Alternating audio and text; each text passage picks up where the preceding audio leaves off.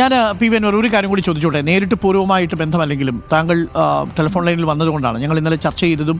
ഇന്നലത്തെ ഒരു സംഭവബഹുലമായ ഒരു ദിവസമായിരുന്നല്ലോ. പല പോസ്റ്റുകളിൽ മനസ്സിലായി, നിങ്ങളുടെ ആംഗിളൊക്കെ എനിക്ക് മനസ്സിലായത്. അത് നിങ്ങളുടെ ഭാഗത്ത് ഒരിക്കലും പ്രതീക്ഷയല്ല. അല്ലല്ല, അയ്യോ, ഞാൻ പറഞ്ഞ കാര്യങ്ങൾ ഒന്നുപോലും അവിടെ വിശദീകരിക്കപ്പെട്ടില്ല. അല്ല, അരുൺജി, ഞാൻ പറഞ്ഞോട്ടെ, നമുക്ക് സമയമുണ്ട്. ഞാൻ പ്രധാനമായും പറഞ്ഞൊരു കാര്യം, ബഹുമാനപ്പെട്ട മുഖ്യമന്ത്രി പറഞ്ഞത് ഇത് പോലീസിന്റെ വീര്യം കെടുത്തുന്നു എന്നാണ്. അതെ, ഞാൻ പറഞ്ഞത് ഇത് പോലീസിന്റെ വീര്യമല്ല കെടുത്തുന്നത്, ഇത് പോലീസിലെ ക്രിമിനലുകളുടെ വീര്യം കെടുത്തുന്നുണ്ട് എന്റെ ഇടപെടല്. സത്യസന്ധമായി പോലീസിൽ പ്രവർത്തിക്കുന്നവരുടെ വീര്യം ഉയർത്തിയിരിക്കുകയാണ്. അങ്ങനെ തന്നെ എന്നെ വിളിച്ചു പറഞ്ഞ പോലീസുകാരുണ്ട്. പക്ഷെ അതുപോലെ നിങ്ങൾ ചർച്ച ചെയ്തില്ല. അത് പോട്ടെ. അല്ല, അത് മനസ്സിലായി. അല്ല, എൻ്റെ ഒരു സംശയം, ഞാൻ അതിനകത്ത് വളരെ ആത്മാർത്ഥമായി ചോദിക്കുന്നൊരു കാര്യമാണ്. കാരണം ഈ ഇപ്പോൾ ഇടതു സഹയാത്രികരായിട്ടുള്ളവരും നമുക്ക് മെസ്സേജ് ചെയ്യുമ്പോഴും അവരും ചോദിക്കുന്നൊരു ചോദ്യം ഞാൻ അങ്ങോട്ട് തുറന്നു ചോദിക്കുകയാണ്. കാരണം നമുക്കൊന്നും ഒളിച്ചു വയ്ക്കാനില്ലാത്തത് കൊണ്ടും നമ്മൾ അങ്ങനെയാണ് സംസാരിക്കുന്നത് എന്നുള്ളത് കൊണ്ടും. കാര്യം ഞാൻ ഏതെങ്കിലും ഒരു പക്ഷത്തിൽ നിന്ന് മാത്രമല്ല, നമ്മൾ ഓരോ വിഷയം വരുന്നതനുസരിച്ച് സംസാരിക്കുന്നു എന്നുള്ളൂ. തീർച്ചയായിട്ടും അതിൽ വിയോജിക്കാം. അതിലൊരു ആശങ്ക, ഈ മുഖ്യമന്ത്രി ഇന്നലെ ഒരു സംശയത്തിൻ്റെ ഒരു പൊട്ടിട്ടിട്ട് പോയിട്ടുണ്ട്. അത് പിന്നെ പല മാധ്യമങ്ങളും പല രീതിയിലാണ് എടുക്കുന്നത്. ഈ സ്വർണ്ണക്കടത്ത് സംഘമായി പി വി അൻവറിന് ബന്ധമുണ്ടോ എന്നൊരു സംശയം വേണമെങ്കിൽ ഇന്നലെ മുഖ്യമന്ത്രി പറഞ്ഞതിൽ നിന്ന് പറഞ്ഞു പോകാം. പക്ഷെ ഞാനത് വ്യക്തിപരമായോ സംഘടനാപരമായോ പ്രൊഫഷണലായോ ഞാനത് വിശ്വസിക്കുന്നില്ല. ഏതെങ്കിലും തരത്തിൽ പി വി അൻവർ അങ്ങനെ ഒരു സംഘത്തിൻ്റെ ഭാഗമാണെന്ന് 100% വിശ്വസിക്കാത്തൊരു വ്യക്തിയാണ് ഞാൻ. പക്ഷേ ഇന്നലെ മുഖ്യമന്ത്രി അങ്ങനൊരു വാചകം അവസാനിപ്പിച്ചു പോകുമ്പോൾ മാധ്യമങ്ങൾ ചോദിക്കുമ്പോൾ പറയാം, അത് നിങ്ങൾക്ക് വ്യാഖ്യാനിക്കാമെന്നാണ്. അത് അങ്ങയെ സംബന്ധിച്ച് വ്യക്തിപരമായി വേദനിപ്പിച്ചോ എന്നുള്ളതാണ് കാര്യം. അങ്ങനെയല്ലല്ലോ പറയേണ്ടിയിരുന്നത് മുഖ്യമന്ത്രി. അല്ല, എന്നത് വേദനിപ്പിച്ചു എന്ന് മാത്രമല്ല, ഇപ്പൊ ഞാൻ കൊടുത്ത പരാതികളുടെ അന്വേഷണം എവിടെ എത്തും എന്നുള്ളതിന്റെ സൂചന കൂടി ബഹുമാനപ്പെട്ട മുഖ്യമന്ത്രിയുടെ സ്റ്റേറ്റ്മെന്റിൽ ഉണ്ട് എന്നാണ് ഞാൻ വിശ്വസിക്കുന്നത്. അപ്പം സ്വാഭാവികമായിട്ടും ആ തരത്തിലുള്ള ഒരു സ്റ്റേറ്റ്മെന്റ് ബഹുമാനപ്പെട്ട മുഖ്യമന്ത്രിയുടെ ഭാഗത്തു നിന്നുണ്ടാകുമ്പോൾ ഇത് അന്വേഷിക്കുന്ന, ഇപ്പൊ ഈ പറയുന്ന സ്വർണ്ണക്കള്ളക്കടത്ത് അന്വേഷിക്കുന്ന സ്പെഷ്യൽ ഇൻവെസ്റ്റിഗേഷൻ ടീമിന്റെ ഉദ്യോഗസ്ഥരുടെ മനസ്സിൽ അത് എന്ത് പ്രെജുഡീസ് ആണ് ഉണ്ടാക്കുക, എന്ത് ഇൻഫ്ലുവൻസ് ആണ് ഉണ്ടാക്കുക എന്നത് കേരളത്തിലെ ജനങ്ങൾക്ക് എല്ലാവർക്കും മനസ്സിലായതുപോലെ എനിക്ക് മനസ്സിലായിട്ടുണ്ട്. മറ്റതൊക്കെ പോട്ടെ, അതെനിക്ക് വിഷമമുണ്ടാക്കിയിട്ടുണ്ട്, എനിക്ക് പ്രയാസം ഉണ്ടാക്കിയിട്ടുണ്ട്. പക്ഷേ ഇനി ഇത് വേറെ രീതിയിലാണ് ഇപ്പൊ വരുന്നുണ്ടല്ലോ. ഇപ്പൊ എന്താ ഇന്റലിജൻസ് അന്വേഷണം നടക്കുന്നോ, ആരും വേണമെങ്കിലും അന്വേഷിക്കേണ്ട പ്രശ്നമില്ല. പക്ഷെ ഒരു നാൾ സത്യം പുറത്തു വരും.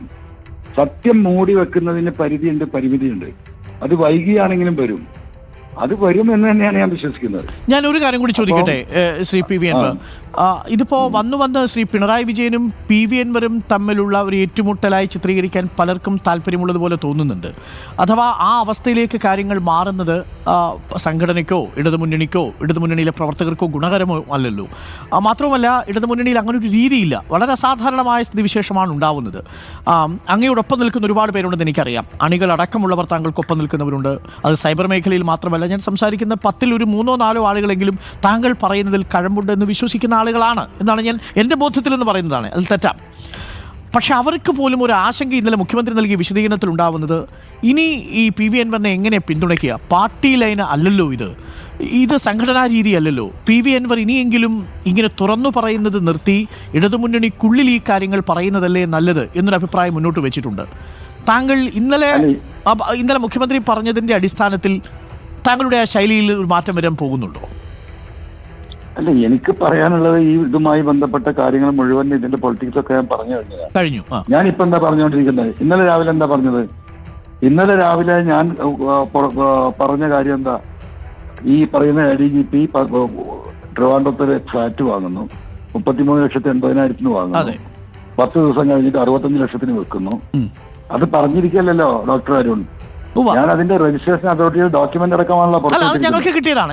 ഞങ്ങൾ നേരത്തെ അത് കിട്ടിയിരുന്നു. അതിനകത്ത് ഞങ്ങൾക്ക് ആകെ ഒരു കൺഫ്യൂഷൻ ഉണ്ടായിരുന്നത് ശ്രീ പി വി അൻവർ തുറന്നു പറഞ്ഞാൽ അത് പ്രീ ലോഞ്ച് ഓഫറാണ് എന്ന ഞങ്ങൾ ആ കമ്പനിയുമായിട്ട് ബന്ധപ്പെട്ടപ്പോൾ അവരൊരു സജഷൻ മുന്നോട്ട് വെച്ചു. അപ്പോൾ ഞങ്ങളൊന്ന് കൺഫ്യൂസ്ഡ് ആയി. പ്രീ ലോഞ്ച് ഓഫറിൽ ചിലപ്പോൾ കിട്ടാം. 4-5 വർഷങ്ങൾ മുമ്പ് 35 ലക്ഷം രൂപയ്ക്ക് കിട്ടുന്നൊരു പ്രോപ്പർട്ടി രജിസ്റ്റർ ചെയ്യുന്ന സമയത്ത് വില കൂടാൻ സാധ്യതയുണ്ടല്ലോ സാധാരണ. അങ്ങനെയാണെന്ന് കരുതിക്കൊണ്ടാണ്. പക്ഷെ അങ്ങ് പറഞ്ഞു കഴിഞ്ഞപ്പോൾ നമ്മൾ ആ വാർത്ത കൊടുത്തു. എങ്ങനെ വേണമെങ്കിലും ഡോക്ടർ അരുൺജി താങ്കൾക്ക് വിശദീകരിക്കാം. 10 ദിവസം കൊണ്ട് ഒരു പ്രീ ലോഞ്ച് ഓഫർ ഇരട്ടി വിലക്ക് വെക്കുകയാണെങ്കിൽ ഈ ബിൽഡ് ചെയ്യുന്നവൻ പൊട്ടനാണോ? അവനെന്താ ലാഭം? അവനെടുത്തൂടെ? അതെ. അപ്പൊ അതൊക്കെ പോട്ടെ. അപ്പോ ഞാൻ പറഞ്ഞു വന്നത്, ഞാൻ അതിനുശേഷം ഞാൻ പത്രസമ്മേളനങ്ങൾ നടത്തി വീണ്ടും പറയുന്നു പറഞ്ഞാൽ എന്താണ്? ഞാൻ ഓരോ ഘട്ടത്തിൽ നമ്മൾക്ക് കിട്ടുന്ന തെളിവുകൾ പത്രക്കാരെ വിളിച്ച് പൊതുസമൂഹത്തിന്റെ മുമ്പിൽ സമർപ്പിക്കുകയാണ്. കാരണം അങ്ങനെ പറയാതെ ഇത് സമർപ്പിച്ചാൽ ഈ തെളിവുകളൊന്നും കേരളത്തിൽ ചർച്ച ചെയ്യപ്പെടില്ല. ഈ അന്വേഷണ സംഘം അത് ഏത് നിലക്കത് എടുക്കുമെന്ന് എനിക്കറിയില്ല. അതിലെനിക്ക് ആശങ്കയുണ്ട്. ആ ആശങ്ക എനിക്ക് നിലനിൽക്കുന്നത് കൊണ്ടാണ് ഞാൻ ആദ്യം പൊതുസമൂഹത്തോട് പറയുകയും പിന്നെ അന്വേഷണ SITയുടെ തലവൻ എന്ന നിലക്ക് ബഹുമാനപ്പെട്ട DGPക്ക് ഞാൻ കൊടുക്കുകയും ചെയ്യുന്നത്. അത്രയേ ഉള്ളത്. അതാണ് അതിന്റെ ലോജിക്ക്. അത് ഇനിയും തെളിവെന്നാ ഞാൻ പറയും. താങ്കൾ അവസാനിപ്പിക്കുന്നില്ല. അതായത് അതിനി മുഖ്യമന്ത്രിയുടെ ഓഫീസിൽ പറയുന്നതിനേക്കാൾ താങ്കൾ പുറത്തു പറയുമെന്ന നിലപാട് ആ ശൈലി തുടരും. ഞാൻ ഏത് തെളിവ് കിട്ടിയാലും കേരളത്തിന് ജനങ്ങളുടെ മുമ്പിൽ പറയും. അത് കഴിഞ്ഞിട്ട് ഈ സ്പെഷ്യൽ ഇൻവെസ്റ്റിഗേഷൻ ടീമിന് കൊടുക്കും. അത് എൻ്റെ ഒരു ഇന്റഗ്രിറ്റിയെ കൂടി ബാധിക്കുന്ന വിഷയമാണ്.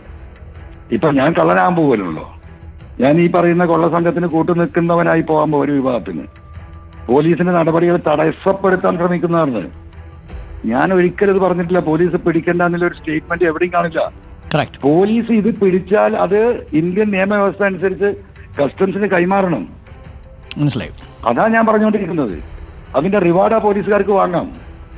അത് ചെയ്യാതെ ഈ പിടിച്ചവരെയും കൊണ്ട് ഇവരുടെ കേന്ദ്രങ്ങളിൽ പോയി അവനെ തല്ലിക്കുത്തി അവർക്ക് സൗകര്യമുള്ള തട്ടാന്റെ അടുത്ത് കൊണ്ടുപോയി കൊടുത്ത് അവിടുന്ന് ഒരുക്കി 102 CRPCയിൽ കളവ് മുതലെന്ന ധാരണയിൽ കോടതിയിൽ കൊണ്ട് ഹാജരാക്കേണ്ട കാര്യം എന്താണ് എന്റെ ചോദ്യം.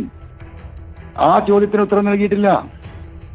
ഇത് ഈ അപ്രൈസർ എന്ന് പറയുന്ന കൊണ്ടോട്ടിയിലെ ഉണ്ണി ഇതുവരെ അന്വേഷിച്ചോ? ഞാനും അന്വേഷിച്ചിറങ്ങാൻ പോവാണ് ഉണ്ണീന്റെ പേരുകൾ തേടിയിട്ട്. നിങ്ങൾ കാണുന്നത് 3 വർഷം കൊണ്ട് ഉണ്ണി കോടീശ്വരനായി എന്നതിന് ഉത്തരം ആര് പറയണം? വ്യക്തമാണ്. ശ്രീ പി വി അൻവർ, എൻ്റെ ഒരു സംശയം, ഇന്നലെ മുഖ്യമന്ത്രി പറഞ്ഞൊരു വാചകം, ഈ കോൺഗ്രസ് പാരമ്പര്യം, കോൺഗ്രസ് പശ്ചാത്തലമുള്ള ആളല്ലേ PV അൻവർ എന്ന് പറഞ്ഞു. സാധാരണ രീതിയിൽ ഒരു ഘട്ടത്തിൽ പിണറായി വിജയൻ ഉപയോഗിക്കാത്ത, താങ്കളെക്കുറിച്ച് ഉപയോഗിക്കാത്തൊരു സ്റ്റേറ്റ്മെൻ്റ് ആയിട്ടാണ് എനിക്ക് ബോധ്യപ്പെട്ടത്. ഇപ്പോൾ എൻ്റെ തിരുവനന്തപുരം ബ്യൂറോയിലെ ഞങ്ങളുടെ പൊളിറ്റിക്കൽ കറസ്പോണ്ടൻ്റ് എനിക്കൊരു ദീർഘമായ മെസ്സേജ് അയച്ചിരുന്നു. ആ ദീർഘമായ മെസ്സേജിൽ പറയുന്നുണ്ട്, ഈ ഏതെങ്കിലും ഒരു വ്യക്തിയുടെ പെഡിഗ്രി തേടി അല്ലെങ്കിൽ ഒരു പാരമ്പര്യം തേടി മുഖ്യമന്ത്രി പോകേണ്ടി വരുന്നു എന്നുള്ളത് മുഖ്യമന്ത്രി പ്രതിരോധത്തിലായി എന്നതിൻ്റെ തെളിവായിട്ട് വ്യാഖ്യാനിക്കാം വേണമെങ്കിൽ എന്ന് പറയുന്നുണ്ട്. അതായത് അങ്ങേ കോൺഗ്രസ് പശ്ചാത്തലമുള്ള ഒരു ഇടതുപക്ഷ MLA എന്ന നിലയിലാണ് അങ്ങേ ഇപ്പോൾ മുഖ്യമന്ത്രി ചിത്രീകരിച്ചിരിക്കുന്നത്, ശ്രീ PV അൻവർ. അത് രണ്ട് കാര്യങ്ങളാണ് എനിക്ക് പറയാനുള്ളത്. സാധാരണ നമ്മുടെ നാട്ടിൻപുറത്ത് മതം മാറി വരുന്ന ആളുകള്, ആ മതം മാറി വരുന്ന ആളുകളെ എന്താ പറയാ, മതത്തിൽ ചേക്കേറിയതില്ല എന്തൊരു വാക്ക് നാട്ടിൽ ഉപയോഗിക്കും എന്ന് പറഞ്ഞാല് ഏത് മതത്തിലെ ഒരാൾ ചേർന്നാലും ഇന്ന മതം എന്നില്ല, അവനൊരു 2ാം നമ്പറായി കാണുന്നു എന്ന ഒരു ഒരു ഒരു സാമൂഹിക അനീതി നാട്ടിൽ നിലനിൽക്കുന്നുണ്ട് എന്ന് പറഞ്ഞതുപോലെ നമുക്കതിന് ആ സ്റ്റേറ്റ്മെന്റ് അങ്ങനെ കണക്കാക്കാം.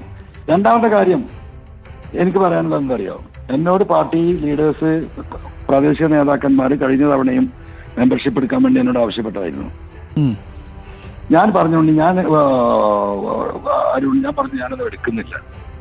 കാരണം പാർട്ടിക്ക് അത് ബാധ്യതയാവും.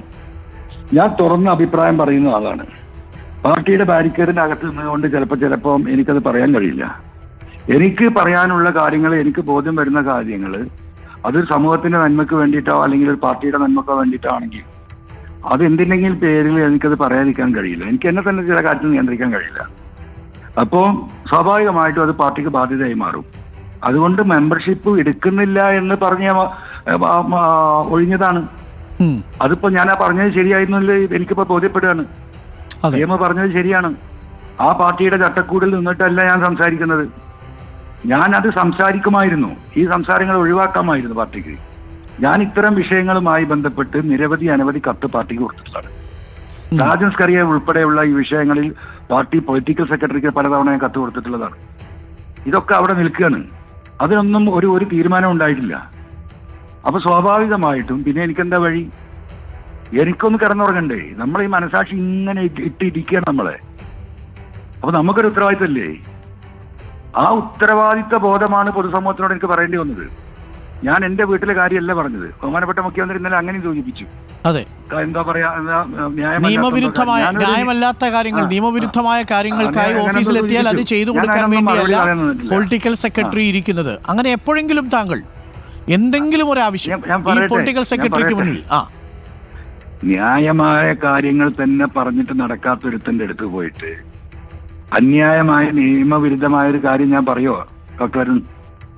ഞാൻ അത്ര വിഡ്ഢിയാണോ? അതവിടെ ന്യായ അന്യായങ്ങൾ തീരുമാനിക്കുന്ന പി ശശിയാണ്. വരുന്ന വ്യക്തിയെ വരുന്ന ന്യായമല്ല പി ശശി കണ്ടെത്തുന്ന ന്യായം. പി ശശിക്ക് പി ശശിയുടേതായ ന്യായങ്ങളുണ്ട്.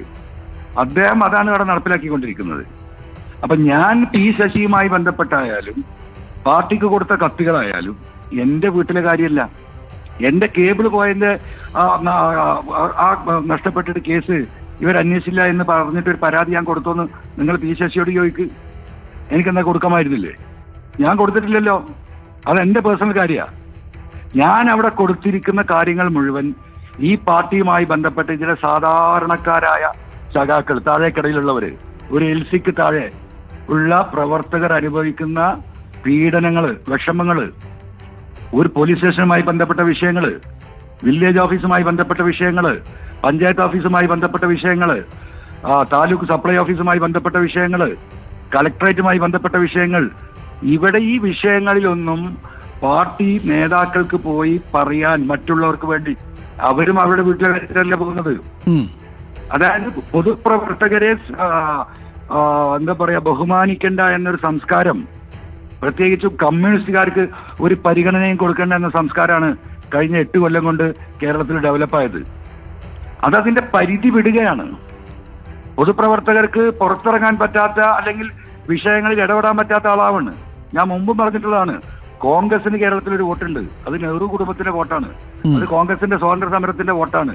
മുസ്ലിം ലീഗ് എന്ന് പറഞ്ഞ പാർട്ടിക്ക് മുസ്ലിങ്ങളുടെ പിന്തുണയുണ്ട്. BJPക്ക് ഹൈന്ദവ സമുദായത്തിന്റെ വലിയ പിന്തുണയുണ്ട്. കേരള കോൺഗ്രസിന് ക്രൈസ്തവ സമുദായത്തിന്റെ പിന്തുണയുണ്ട്. കമ്മ്യൂണിസ്റ്റ് പാർട്ടിയുടെ പിന്തുണ എന്താ?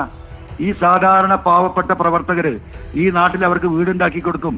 DYFIക്കാര് ആശുപത്രിയിൽ പൊരിച്ചോറ് കൊടുത്തും നാട്ടിലുണ്ടാകുന്ന വിഷയങ്ങളിൽ ഇടപെട്ട് ഈ പറയുന്ന ഒന്നിനും കഴിയാത്ത നിസ്സഹായരായ മനുഷ്യരെ സഹായിച്ച് അവരെ കൂടെ നിർത്തി അവർക്കൊരു ഷെൽട്ടറാണ് എന്ന് അവരെ ബോധ്യപ്പെടുത്തിയിട്ടാണ് ഈ പാർട്ടി നിലനിൽക്കുന്നത്. അതിന്റെ പ്രവർത്തനം നടക്കുന്നത് പാർട്ടിയുടെ അടിത്തട്ടിലാണ്. അപ്പോൾ എന്റെ ഒരു ആശങ്ക, അവർക്ക് സേ ഇല്ല ഡോക്ടർ, അവർക്ക് സേ ഇല്ല. എനിക്ക് മനസ്സിലായി. ഞാനത് തുടക്കം മുതലേ പറയുന്നതാണ്. ഈ വിഷയത്തിന്റെ ആത്യന്തികമായ അല്ലെങ്കിൽ ഈ വിഷയം തുടങ്ങുന്നതും ഈ വിഷയം മുന്നോട്ട് പോകുന്നതും പോലീസ് നയവുമായി ബന്ധപ്പെട്ടുകൊണ്ട് സ്വീകരിച്ച ഒരു നയം, അത് കമ്മ്യൂണിസ്റ്റ് പാർട്ടിക്ക് അത്ര സ്വീകാര്യമല്ലാത്തൊരു നയമായിരുന്നു എന്ന് പല ആളുകളും പറഞ്ഞിട്ടുണ്ട്. KT ജലീലും അത് പങ്കുവച്ചിരുന്നു. എനിക്കറിയാം, ഈ കല്ലുമായി ബന്ധപ്പെട്ടുകൊണ്ടുള്ള, ക്വാറിയുമായി ബന്ധപ്പെട്ടുകൊണ്ടുള്ള ഈവൻ നിയമവിധേയമായ കാര്യങ്ങളിൽ പോലും നിങ്ങൾക്ക് അല്ലെങ്കിൽ രാഷ്ട്രീയ നേതാക്കൾക്ക് ഇടപെടാൻ കഴിയാത്തൊരു സാഹചര്യം ഉണ്ടാവുന്നത്. പി വി അൻവർ, എൻ്റെ ഒരു ചോദ്യം, ഈ താങ്കൾക്കറിയാവുന്ന പോലെ CPM-ന്റെ കേഡർ പാർട്ടി ആയതുകൊണ്ട് ആ പാർട്ടിയിലെ അണികളെ സംബന്ധിച്ചിടത്തോളം ആ പാർട്ടിയിലെ ഏതെങ്കിലും ഒരു കമ്മിറ്റിയുടെ പ്രതിനിധിയെ പുറത്തു നിന്നൊരാൾ ചോദ്യം ചെയ്താൽ ആ പാർട്ടി അംഗീകരിക്കില്ല. ഇപ്പോൾ സംസ്ഥാന കമ്മിറ്റി അംഗമാണല്ലോ പൊളിറ്റിക്കൽ സെക്രട്ടറി, പോളിറ്റ് ബ്യൂറോ അംഗമാണ് മുഖ്യമന്ത്രി പിണറായി വിജയൻ. അപ്പോൾ ആ സംസ്ഥാന കമ്മിറ്റി അംഗത്തിനെതിരെ പാർട്ടിയുടെ കൂടെ നിൽക്കുന്ന പാർലമെൻ്ററി പാർട്ടി അംഗമായ താങ്കൾ എതിരായി മാധ്യമങ്ങളിലൂടെ ഒരു അഭിപ്രായം പറയുന്നതിന് പോളിറ്റ് ബ്യൂറോ നേതാവായ അല്ലെങ്കിൽ പോളിറ്റ് ബ്യൂറോ അംഗമായ പിണറായി വിജയൻ ഇത് ഇങ്ങനെയല്ലാതെ എങ്ങനെയെങ്കിലും പ്രതികരിക്കാൻ പറ്റുമോ ശ്രീ PV അൻവർ? അതിൽ ആ സംഘടനയുടെ ഒരു പരിമിതി കൂടി ബാധകമല്ലേ? ഡോക്ടർ അരുൺ, ഞാനത് അംഗീകരിച്ചല്ലോ. ബഹുമാനപ്പെട്ട മുഖ്യമന്ത്രി പറഞ്ഞത് പരിപൂർണമായും ആ കാര്യത്തിൽ ഞാൻ പാർട്ടിക്ക് ചട്ടക്കൂടുകൾ ലംഘിച്ചാണ് ഞാൻ പറഞ്ഞത്. ഞാൻ അപ്പോഴും അംഗീകരിക്കുന്നത്, ഇപ്പോഴും അംഗീകരിക്കുന്നത്. അതൊരു വാസ്തവമാണ്, അതിലൊരു തർക്കമില്ല. ഇങ്ങനെ എത്ര കാലം തുടരാൻ പറ്റും ശ്രീ PV അൻവർ? കാരണം ഇത് ബ്രാഞ്ച് ഏരിയ സമ്മേളനങ്ങളിലൊക്കെ ഞാൻ മനസ്സിലാക്കുന്നത് താങ്കൾക്ക് അനുകൂലമായും എതിർത്തും ചർച്ചകൾ ഉണ്ടാകുന്നുവെന്നാണ്. അല്ല, അതെല്ലാം വേറെ വിഷയങ്ങളാണ്. ഞാനിത് എത്ര കാലം തുടരും എന്ന് പറഞ്ഞാൽ ഈ അന്വേഷണം സത്യസന്ധമായി പോയി ഈ പറയുന്ന പ്രതികളെ ഇതിൽ കുറ്റവാളികളാണ് എന്ന് എന്താ പറയാ കോടതി വിലയിരുത്തുന്നത് വരെ ഞാൻ പോകും. പക്ഷെ അതൊരു അനന്തമായ കാലമല്ലേ ഇത്? ഇന്നോ നാളെയോ നടക്കുന്നതല്ല. താങ്കൾ ഉന്നയിച്ച ആരോപണങ്ങൾക്ക് മുൻവിധിയോടുകൂടി സമീപിക്കുന്ന ഒരു സംവിധാനം നിലവിലുണ്ട്. ആ അന്വേഷണ സംഘത്തെ തന്നെ നയിക്കുന്നത് ഇപ്പോഴും അതേ സ്ഥാനത്തിരുന്നുകൊണ്ട് അദ്ദേഹമാണ്. അപ്പോൾ ആ തെളിവുകൾ ഇതിനകം തന്നെ നശിപ്പിക്കപ്പെടാം. നമ്മുടെ കയ്യിൽ വലിയ തെളിവുകളോ ഡോക്യുമെന്റുകളോ ഇല്ല. ഇന്നലെ മുഖ്യമന്ത്രി പറയുന്നതിൽ ഒരു കാര്യത്തിൽ ഞാൻ മനസ്സിലാക്കുന്നത് വരാൻ പോകുന്ന റിപ്പോർട്ടിൽ പോലും ഗുരുതരമായ കാര്യങ്ങൾ ഉണ്ടാവണമെന്നില്ല എന്നതാണ്. അല്ല, അങ്ങനെ തന്നെ സംഭവിക്കുന്നവരിടത്തേക്ക് തന്നെയാണ് ഞാൻ നിൽക്കുന്നത്. ഇന്നലെ ബഹുമാനപ്പെട്ട മുഖ്യമന്ത്രിയുടെ സ്റ്റേറ്റ്മെന്റിൽ ക്ലിയർ അല്ലേ ഈ അന്വേഷിക്കുന്ന ഉദ്യോഗസ്ഥന്മാരുടെ എത്രത്തോളം ബാധിക്കും ബഹുമാനപ്പെട്ട മുഖ്യമന്ത്രിയുടെ ഇന്നത്തെ സ്റ്റേറ്റ്മെന്റ്? അത് സ്വാഭാവിക കേരളത്തിലെ ജനങ്ങളെല്ലാം അത് കണ്ടുകൊണ്ടിരിക്കില്ല, മനസ്സിലാക്കിക്കൊണ്ടിരിക്കില്ല. അത് അദ്ദേഹം ചെയ്യാൻ പാടില്ലായിരുന്നു. അതിലെനിക്ക് നല്ല വിഷമമുണ്ട്. എന്നതുകൊണ്ട് ഞാൻ അദ്ദേഹത്തെ തള്ളി പറയുന്ന പ്രശ്നമില്ല. ഞാൻ അത് തീർത്തു പറഞ്ഞു. ഞാൻ അവസാനം വരെ ആ വിഷയത്തിൽ എൻ്റെ വ്യക്തിപരമായ സ്റ്റാൻഡതാ. എനിക്കുണ്ടാകുന്ന ഒരു ഡാമേജിനേക്കാളും അദ്ദേഹത്തിന് ഡാമേജ് വ്യക്തിപരമായി ഉണ്ടാകരുത് എന്ന് ആഗ്രഹിക്കുന്ന ആളാണ് ഞാൻ. അതുകൊണ്ട് അദ്ദേഹത്തെ വ്യക്തിപരമായി ഞാൻ തള്ളി പറയുന്ന പ്രശ്നമില്ല. അതിനിപ്പോൾ ഒരു ജയിലിൽ അടച്ചാലും ശരി. Thank you Shri P V Anvar. നമുക്ക് കൂടുതൽ സംസാരിക്കാം. വരട്ടെ, കാര്യങ്ങൾ ഒന്നുകൂടി ഒന്ന് തെളിയട്ടെ. Thank you.